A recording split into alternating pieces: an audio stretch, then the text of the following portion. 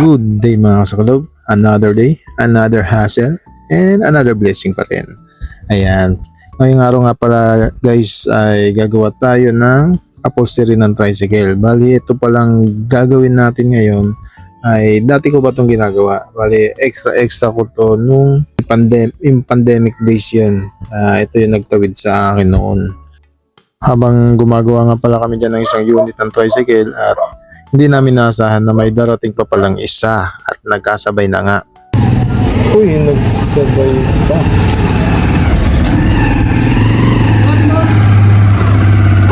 Sumabay pa.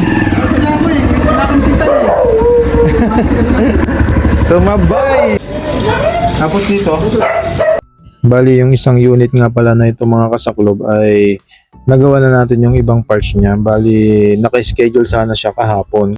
Kaso nga hindi siya nakapunta dahil medyo na busy daw siya. Kaya ngayon siya pumunta. Hindi naman tayo nabisuan. Kaya yan. Napilitan na rin tayo na gawin at i-actual na ulit itong trapal. Bali sa paggawa pala ng trapal medyo mabusisi at medyo kailangan mo talaga ng pasyensya kasi sobrang napakatagal talaga gawin ito. At masakit sa kamay kung tutusin. Dahil itong mga katulong ko dito ay nananakit din talaga yung mga kamay nila dahil first day lang nila sa upholstery at tinuturuan natin, inaalalayan naman natin yan at napakainit pa, tirik ang araw. Ayan, kung makikita nyo itong isang unit na to ay kailangan na rin ngayong araw dahil kinabukasan biyahe na para hindi na detega yung ating driver. Dahil ngayong araw ay coding nila kaya naisipan na nila na ipa-upholstery.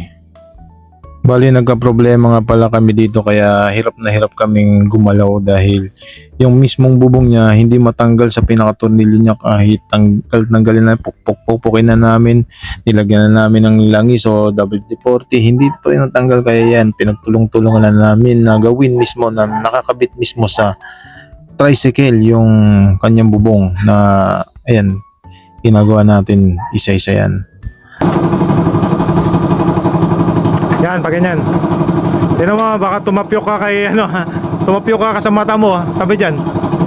At yan 90% na pala yung gawa natin dyan at patapos na rin at hindi na natin nabidyohan yung mismong may-ari ng tricycle dahil medyo nagmamadali na rin at medyo pagod na rin tayo, nakalimutan natin mag-video. Kaya naman mga kasakalob, hanggang dito na lang po ang aming video. Salamat po sa panonood and God bless po.